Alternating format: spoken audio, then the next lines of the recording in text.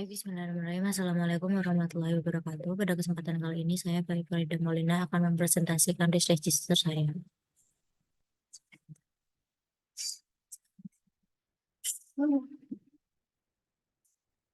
Di sini saya akan menjelaskan risk register dari PT Sido Muncul. Di sini juga saya sudah menyantumkan biodata saya terkait pendidikan, penghargaan, riwayat organisasi sekaligus status saya saat ini masih menjadi mahasiswa magister akuntansi Universitas Muhammadiyah Yogyakarta. Yang pertama saya akan menjelaskan pada bagian latar belakang, di mana latar belakang dari PT Sido Muncul merupakan perusahaan jamu modern yang terbesar di Indonesia dengan mengesah pasar terbesar, khususnya di bidang produk-produk jamu tradisional. Produk unggulan dari Sido Muncul yaitu ada Kuku Bima Energi dan Tolak Angin yang sudah melekat pada masyarakat Indonesia. Visi misi dari PT Sido Muncul sendiri juga saya cantumkan pada PPT di sini. Visi misi ini saya dapatkan langsung dari website resmi dari PT Sido Muncul. Batasan kajian saya, yang pertama adalah kajian risiko hanya berfokus pada kegiatan operasional perusahaan. Sumber informasi atau data yang saya ambil adalah dari website PT Sido Muncul. Di sini saya juga mencantumkan struktur organisasi PT Sido Muncul yang saya ambil langsung dari website resmi. Yang pertama saya akan menjelaskan identifikasi resiko yang sudah saya buat. Saya mengelompokkan ada 5 resiko. Yang pertama ada resiko pandemi COVID-19. Akar penyebabnya adalah penyakit yang disebabkan oleh virus. Indikator resikonya banyaknya karyawan yang terpapar. Yang kedua ada resiko ketersediaan bahan baku. Akar penyebabnya perubahan cuaca dan kondisi alam yang tidak bersahabat. Musim pada bahan baku. Yang ke Untuk indikator risikonya, pemeriksaan berkala ketersediaan bahan baku. Risiko yang ketiga yaitu risiko kerusakan mesin dan peralatan, akar penyebabnya kerusakan pada mesin dan alat. Indikator risikonya berhentinya atau kurangnya maksimal aktivitas produksi. Yang keempat, risiko pemogokan tenaga kerja, akar penyebabnya ketidakpuasan karyawan terhadap perusahaan. Indikator risikonya tingkat keluhan yang dirasakan karyawan. Risiko terjadinya bahan bencana alam dan kebakaran, akar penyebabnya terjadinya bencana atau kecelakaan yang tidak diinginkan, dan indikator risikonya adalah kerusakan atau kebakaran yang terjadi.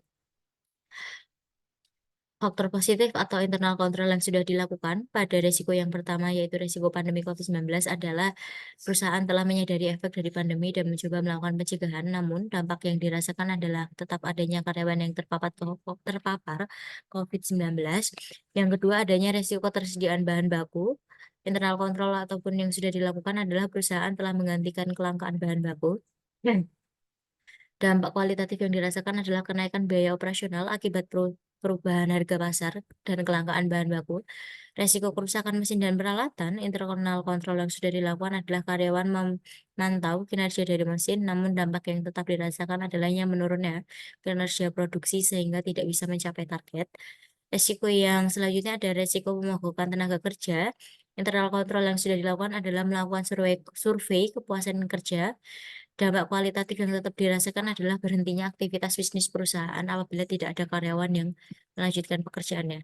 Dan resiko yang terakhir adalah resiko terjadinya bencana alam dan kebakaran. Faktor positif atau internal control yang sudah dilakukan adalah menyediakan alat untuk mitigasi bencana. Namun, faktor kualitatif yang dapat terjadi adalah yang berhentinya aktivitas bisnis perusahaan ketika tidak ada tempat ataupun alat yang bisa digunakan. Selanjutnya, risiko inheren di sini pada resiko pandemi COVID-19 ada pada resiko inheren 15, resiko ketersediaan bahan baku memiliki resiko inheren 12, resiko kerusakan mesin dan peralatan memiliki skor resiko inheren 20, resiko pemogokan tenaga kerja memiliki skor resiko inheren 10, dan resiko ketersediaan bencana alam dan kebakaran memiliki skor resiko 15. Pada mitigasi resiko yang dilakukan pada 5 resiko tadi, yang pertama pada resiko pandemi COVID-19, penanganan resiko yang dilakukan adalah yang pertama mematuhi protokol kesehatan yang ditetapkan oleh pemerintah, yang kedua menerapkan pedoman pencegahan penularan bagi seluruh karyawan. Resiko yang kedua yaitu ketersediaan bahan baku. Penanganan resiko yang dilakukan adalah yang pertama menerapkan kebijakan tingkat persediaan dan pemesanan bahan-bahan baku yang disesuaikan. Yang kedua menjaga hubungan baik dengan pemasok bahan baku. Yang ketiga, risiko kerusakan mesin dan peralatan. Mitigasi yang dilakukan adalah melakukan pemeliharaan produktif dan pergantian suku cadang rutin. Risiko yang keempat, pemogokan tenaga kerja.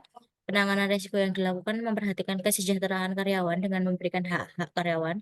Dan risiko terjadinya bencana alam dan kebakaran. Penanganan risiko yang bisa dilakukan adalah merancang pabrik dan fasilitas infrastruktur dengan memperhitungkan berbagai aspek bencana.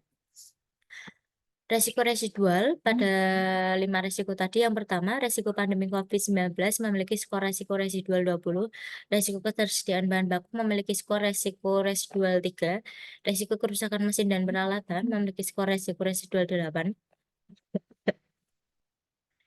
resiko pemogokan tenaga kerja memiliki skor resiko residual 3, dan resiko terjadinya bencana alam dan kebakaran memiliki skor resiko residual 15.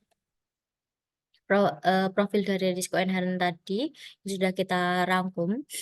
Ketika dijadikan risk register akan menjadi seperti yang terlihat di layar Zoom, di mana ada 1 resiko pada posisi sangat besar, 3 resiko pada posisi sedang, dan 1 resiko pada posisi kecil.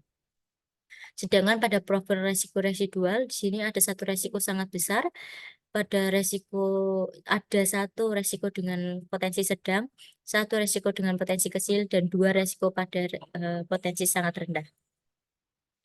Risk appetite ataupun simbol pada risk register ini yang digunakan ada beberapa dan dapat dilihat pada layar, di mana ada beberapa kualifikasi tingkat resiko yang terjadi, di mana ada 2 resiko pada extreme high, 1 resiko pada high risk, dan 2 resiko pada low risk. Risk appetite report atau laporan akhir dari penanganan resiko tadi dapat disimpulkan. Yang pertama, resiko kerusakan mesin dan peralatan berada pada extreme high, resiko pandemi COVID-19 berada pada extreme high, resiko terjadinya bencana alam dan kebakaran pada extreme high, resiko ketersediaan bahan baku pada high risk, dan resiko pemogokan tenaga kerja juga berada pada high risk. Sehingga dapat disimpulkan dari penjelasan tadi bahwasannya yang pertama, resiko inherent pada aktivitas operasional sudah muncul harus diidentifikasi sedini mungkin dan dibuatkan risk register. Identifikasi resiko inherent bertujuan untuk menganalisa dan juga mengevaluasi yang dipakai sebagai basis dalam penentuan mitigasi resiko. Yang ketiga, setelah dilakukan resiko mitigasi terhadap resiko inherent diharapkan dapat menekan seminimal mungkin resiko residual. Dan yang keempat, aktivitas tersebut juga dilakukan secara keseluruhan dapat melindungi nilai bahkan memberikan nilai tambah dalam pencapaian sasaran organisasi. Mungkin itu saja yang dapat saya presentasikan pada hari ini. Kurang lebihnya mohon maaf. Saya cukupkan. Assalamualaikum warahmatullahi wabarakatuh.